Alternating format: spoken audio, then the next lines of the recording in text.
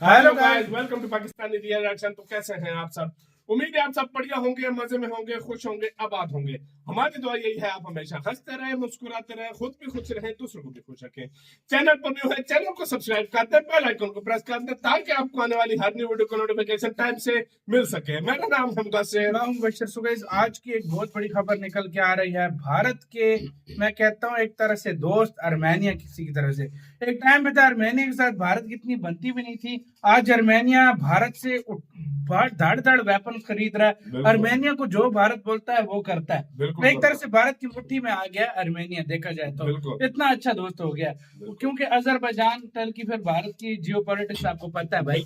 तो आर्मेनिया ने खोले भारतीय लोगों के लिए अपने बॉर्डर्स, मतलब थैंक यू भारत ने आर्मेनिया को बोला है और उसने बॉर्डर्स खोल दिए हैं भारत के लोगों के लिए। यार बहुत बड़ी बात है यार, जब से आर्मेनिया को हथियार वगैरह ये दे रहा है ना, उसके बाद दिन ब दिन मैं कहता हूँ आर्मेनिया बिल्कुल पक्का दोस्त बन गया। सारा सीन पहले जानते हैं, बाकी का बात करेंगे बाद में। इंडियन अफेयर्स का वीडियो का लिंक मुझे डिस्क्रिप्शन में काउंट करते हैं। स्टार्ट। आर्मेनिया ने भारत की एक बहुत ही बड़ी टेंशन दूर कर दी है। पहले हम आर्मेनिया को बस हथियार बेचा करते थे, लेकिन अब आर्मेनिया ने भारत को एक बहुत ही बड़ा ऑफर दे दिया है। लास्ट ईयर जब यूक्रेन युद्ध शुरू हुआ था, उस समय यूरोप के देशों ने रशिया के साथ ट्रेड टाइज पूरी तरह से खत्म कर दिए थे। रशिया के साथ कोई भी इंपोर्ट एक्सपोर्ट नहीं कर रहे थे। इस वजह से हुआ क्या कि भारत का जो रशिया के साथ बायलैटरल ट्रेड हुआ करता था, क्योंकि वो भी यूरोप के रास्ते ही रशिया में एंटर हुआ करता था, वो पूरी तरह से बाधित हो गया। काफी सारी परेशानियों के बाद ये डिसाइड हुआ कि भारत यूरोप के बाकी देशों को बाईपास करते हुए रशिया के साथ बायलैटरल ट्रेड करने के लिए इंटरनेशनल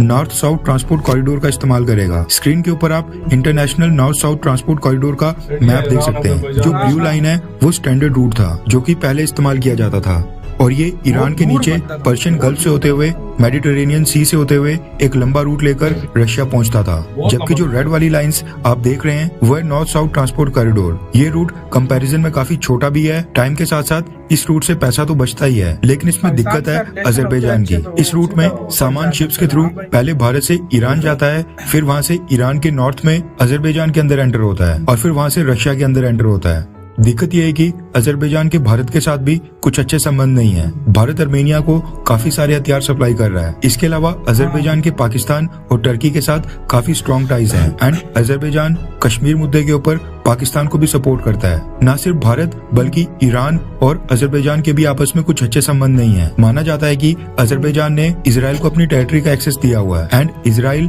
अजरबैजान के अंदर से ईरान के ऊपर हमले करता है। बदले में इजराइल अजरबैजान को सस्ते प्राइस के ऊपर कई सारे हथियार सप्लाई करता है। इस वजह से अजरबैजान के ईरान और भारत दोनों के साथ कुछ खास संबंध नहीं है। अब ऑब्वियस ही बात है कि अगर एक फ्यूचरिस्टिक ट्रेड रूट को सिलेक्ट करना है, कई मिलियन डॉलर्स का माल वहां से ट्रांसपोर्ट करना है, तो फिर वो रूट फ्यूचर प्रूफ होना चाहिए, वरना कल को अजरबैजान बीच में रूट बंद कर दे या फिर ईरान कह दे कि वो अजरबैजान के रास्ते सामान ट्रांसपोर्ट नहीं करेगा। लेकिन अब आर्मेनिया ने भारत की ये टेंशन भी खत्म कर दी है। आर्मेनिया ने भारत को अपनी टेरिटरी का यूज करने का ऑफर दिया है। रेफरेंस के लिए आपकी स्क्रीन के ऊपर द इकोनॉमिक टाइम्स के आर्टिकल का स्क्रीनशॉट है, जिसके मुताबिक आर्मेनिया ने यूरोप और रशिया के साथ कनेक्ट करने के लिए भारत को ईरान से होते हुए एक नया रूट ऑफर किया है। सबसे पहले आप मैप के ऊपर देख सकते हैं कि ईरान के नॉर्थ में अजरबैजान के साथ लेफ्ट साइड के ऊपर आर्मेनिया भी है। अजरबैजान के साथ तो ईरान का काफी लंबा बॉर्डर लगता है, लेकिन ईरान और आर्मेनिया भी आपस में 44 किलोमीटर का एक छोटा सा बॉर्डर शेयर करते हैं। स्क्रीन के ऊपर आप देख सकते हैं आर्मेनिया ने भारत को प्रपोज किया है कि भारत अपना सामान ईरान से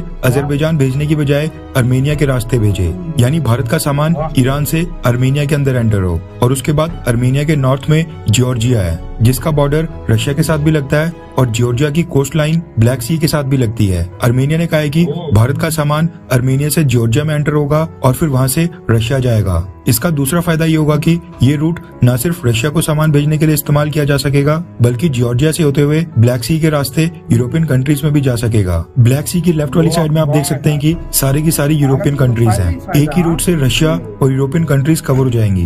भारत का माल आर्मेनिया में सेफ भी होगा, एंड आर्मेनिया के साथ भारत का कोई भी कॉन्फ्लिक्ट नहीं है। उल्टा भारत और अर्मेनिया अब काफी क्लोज आ रहे हैं। रिसेंटली अर्मेनिया के ऑफिशियल्स भारत आए थे एंड भारत आकर उन्होंने ये प्रपोजल भारत सरकार के सामने रखा है। इसके ऊपर भारत सरकार क्या फैसला लेती है वो तो खैर आने वाले समय में ही पता चलेगा। Azerbaijan international north south transport corridor के लिए तेजी से इंफ्रास्ट्रक्चर खड़ा करने में काफी देरी कर रहा है। ऐसे में अर्मेनिया अब इसके बीच में कूद पड़ा है और अल्टरनेटिव रूट के साथ भारत के सामने ऑफर लेकर आ गया है और भारत से कहा है कि इस रूट को डेवलप करने में भारत उनकी मदद करे और वहाँ पर इन्वेस्टमेंट भी करे।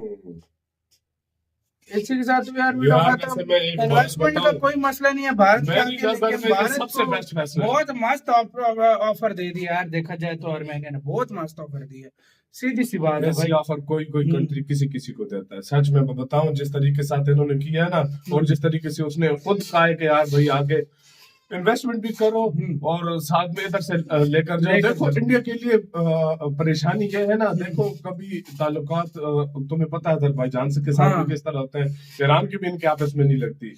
और मैं कहता हूँ जिस तरीके से वेपन दे रहा है ना इंडिया अर्मेनिया को, तो अर्मेनिया बहुत खुश है भाई अर्मेनिया खुश भी है। और दूसरी बात, एक टाइम पे अगर ये बन जाता, भारत बिलियंस ऑफ डॉलर का ऊपर खर्चा भी कर देता, एंड टाइम पे अजरबैजान बीच में कोई बकचोदी कर देता कि मतलब भाई हम अब तुम्हारे रिलेशन अच्छे नहीं है, हम ये रूट बंद कर दें, और तो भारत को उधर बहुत बड़ा नुकसान और होता। इधर एक और बात ये भी है कि रशिया का दोस्त है अर्मेनिया रशिया का दोस्त बहुत है, अच्छा दोस्त वहां है। से उधर रशिया को सारा सामान भी जाएगा और यहाँ से मजे की भाई यूरोप में भी जाएगा। यार क्या बात तो है ये यार। बहुत अच्छी, मेरी नजर में अगर देखा जाए ये इतने कमाल की उन्होंने ऑफर दे दिया यार। उनको अर्मेनिया को ट्रस्ट है इंडिया पे। और जिस टाइम मुश्किल के टाइम, अभी देखो रशिया से हथियार वो नहीं ले रहा था या और किसी से नहीं ले रहा था, क्योंकि बैन वगैरह उस पर बहुत सारे लगे हुए हैं। तो उसने कौन सा उसको देश मिला, उसको मिला इंडिया। इंडिया हर तरह का हथियार उसको दे रहा है। अभी इंडिया इनके साथ ट्रेड और तरह की भी करेगा और चीजें भी काफी सारी भाई देगा। बहुत सारी चीजें करेगा भारत। एक तरह से देखा जाए तो अर्मेनिया पहले रशिया से धड़ाधड़ वेपन लेता था, लेकिन मसला क्या हुआ बीच में, फिर उसकी वॉर शुरू हुई तो वेपन उसने सब कुछ बंद किया हुआ है सप्लाई करना। मतलब रशिया ने बहुत बड़े पैमाने पे एक तरह से बंद किया हुआ है। तो जाहिर बात है उसको चाहिए था विकल्प कि आप किससे लूं, क्योंकि अजरबैजान से उसकी आए दिन मतलब लगी रहती है। तो फिर भारत उधर आया और भारत ने अपने वेपन्स दिए और इतने पसंद आए कि यहाँ तक कि उसने कितने तरह के रडार सिस्टम लिए, कितने मिसाइल लिए, क्या कुछ भारत से वो ले रहा है। अभी तो पिनाका भी लिया था हाँ भाई पिछले दिनों। दूसरा रूट तुम्हें पता है कितना लंबा पड़ रहा है?